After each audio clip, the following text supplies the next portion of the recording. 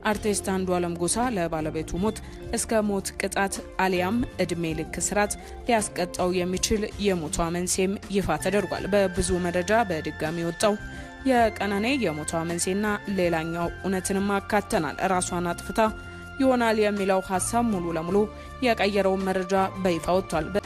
በምንጣፍ ጠቅልለው እንደወረወሯት ይታወቃል። ምንጣፉን ደብቀው እንትን ውስጥ ሲከቱት ይታወቃል። ቆሻሻ ገንዳ ውስጥ ይታወቃል ሁሉ ነገር።